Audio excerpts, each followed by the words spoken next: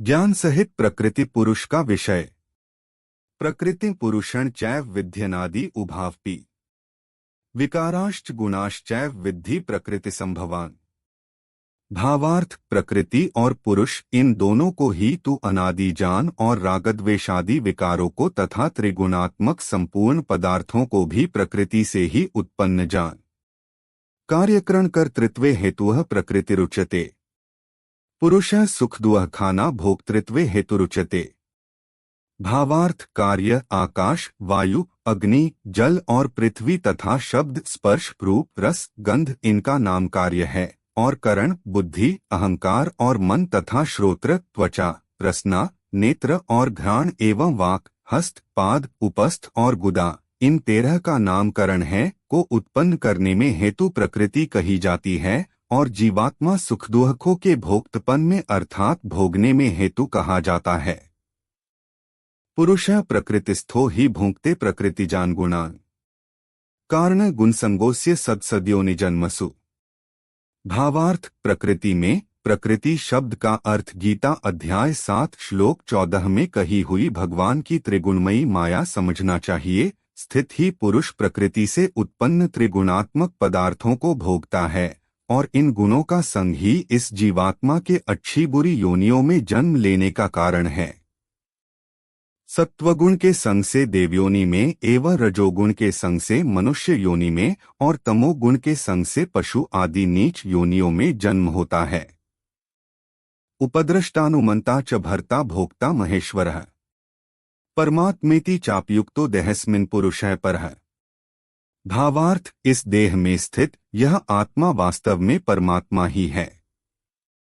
वह साक्षी होने से उपद्रष्टा और यथार्थ सम्मति देने वाला होने से अनुमंता सबका धारण पोषण करने वाला होने से भर्ता जीव रूप से भोक्ता ब्रह्मा आदि का भी स्वामी होने से महेश्वर और शुद्ध सच्चिदानंद घन होने से परमात्मा ऐसा कहा गया है। यह एवं वेत्ति पुरुषं प्रकृति च गुणैः सह सर्वथा वर्तमानोपि न स भूयोभिजायते।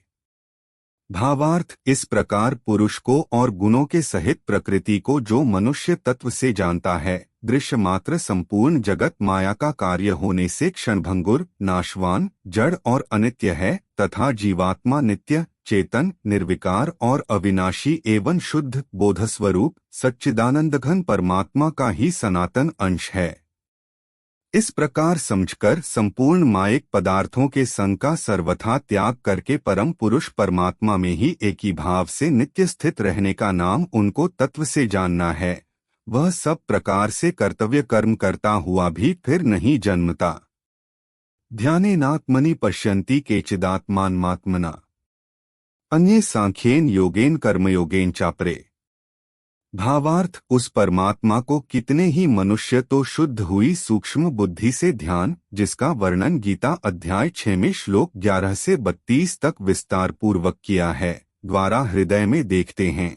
अन्य कितने ही ज्ञान योग जिसका वर्णन गीता अध्याय 2 में श्लोक 11 से 30 तक विस्तार पूर्वक किया है द्वारा और दूसरे कितने ही कर्मयोग जिसका वर्णन गीता अध्याय 2 में श्लोक 40 से अध्याय समाप्ति पर्यंत विस्तार पूर्वक किया है द्वारा देखते हैं अर्थात प्राप्त करते हैं। अन्ये त्वेवं जानन्तः श्रुत्वान्येभ्य उपास्ते तेपि चातितन्त्येव मृत्युं श्रुतिप्रायणाः। भावार्थ परंतु इनसे दूसरे अर्थात जो मंदबुद्धि वाले पुरुष हैं वे इस प्रकार न जानते हुए दूसरों से अर्थात तत्व के जानने वाले पुरुषों से सुनकर ही तदनुसार उपासना करते हैं और वे श्रवणप्रायण पुरुष भी मृत्युरूप संसार सागर को निःसंदेह तर जाते हैं।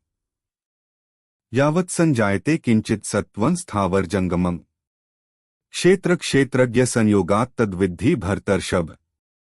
भावार्थ हे अर्जुन यावन मात्र जितने भी स्थावर जंगम प्राणी उत्पन्न होते हैं उन सबको तू क्षेत्र और क्षेत्रज्ञ के संयोग से ही उत्पन्न जान। सम सर्वेषु भूतेषु तिष्ठन्तं परमेश्वरम् विनश्यत् स्वविनश्यन्तं यः पश्यति स पश्यति। भावार्थ जो पुरुष नष्ट होते हुए सब चराचर भूतों में परमेश्वर को नाशरहित और संभाव से स्थित देखता है वही यथार्थ देखता है। समपश्यन् ही सर्वत्र संवस्थितमीश्वरम् न हिनस्त्यात्मनात्मान ततो याति परांगतिं। भावार्थ, क्योंकि जो पुरुष सब में संभाव से स्थित परमेश्वर को समान देखता हुआ अपने द्वारा अपने को नष्ट नहीं करता, इससे वह परम गति को प्राप्त होता है। प्रकृत्यैव च कर्माणि क्रियमाणानि सर्वशः यह पश्यति तथात्मात्मकर्तारं स पश्यति। भावार्थ, और जो पुरुष संपूर्ण कर्मों को सब प्रकार से प्रकृति द्वारा ही किए जाते हुए देखता है और आत्मा को अकर्ता देखता है, वही यथार्थ देखता है। यदा भूतपैथद्भावमेकस्थमनुपश्यति ततएव च विस्तारं ब्रह्मा संपद्यते तदा। भावार्थ, जिस क्षण यह पुरुष भूतों के पृथक पृथक भाव को एक परमात्मा में ही स्थित तथा उस परमात्मा से ही संपूर्ण भूतों का विस्तार देखता है, उसी क्षण वह सच्चिदानंदघन ब्रह्मा को प्राप्त हो जाता है। अनादित्वान् निर्गुणत्वात् परमात्मायमव्यय शरीरस्थोपि कौन्तेय न करोति न लिप्यते। भावार्थ, हे अर्जुन, अनादि होने से और निर्गुण होने से यह अविनाशी परमात्मा शरीर में स्थित होने पर भी वास्तव में न तो कुछ करता है और न लिप्त ही होता है। यथा सर्वक्तन सौक्ष्म्यादाकाशं नोपलिप्यते सर्वत्रावस्थितो देहे तथात्मा नोपलिप्यते। भावार्थ, जिस प्रकार सर्वत्र व्याप्त आकाश सूक्ष्म होने के कारण लिप्त नहीं होता, वैसे ही देह में सर्वत्र स्थित आत्मा निर्गुण होने के कारण देह के गुणों से लिप्त नहीं होता। यथा प्रकाशत्येकः कृत्स्न लोकमिमा रविः क्षेत्रं क्षेत्री तथा कृत्स्न प्रकाशति भारत। भावार्थ, हे अर्जुन, जिस प्रकार एक ही सूर्य इस संपूर्ण ब्रह्मांड को प्रकाशित करता है, उसी प्रकार एक ही आत्मा संपूर्ण क्षेत्र को प्रकाशित करता है। क्षेत्र क्षेत्रज्ञयोरेव मंतरं ज्ञानचक्षुषा भूत प्रकृति मोक्षं च ये विदुर्यान्ति ते परम। भावार्थ, इस प्रकार क्षेत्र और क्षेत्रज्ञ के भेद को, क्षेत्र को जड़, विकारी, क्षणिक और नाशवान तथा क्षेत्रज्ञ को नित्य, चेतन, अविकारी और अविनाशी जानना ही उनके भेद को जानना है तथा कार्य सहित प्रकृति से मुक्त होने को जो पुरुष ज्ञान नेत्रों द्वारा तत्व से जानते हैं, वे महात्माजन परम ब्रह्मा परमात्मा को प्राप्त होते हैं। तत्सदिति श्रीमद्भगवद्गीतासूपनिषत्सु ब्रह्म विद्यायां योग शास्त्रे श्रीकृष्णार्जुन संवादे क्षेत्र क्षेत्रज्ञ विभाग योगो नाम त्रयोदशोऽध्यायः।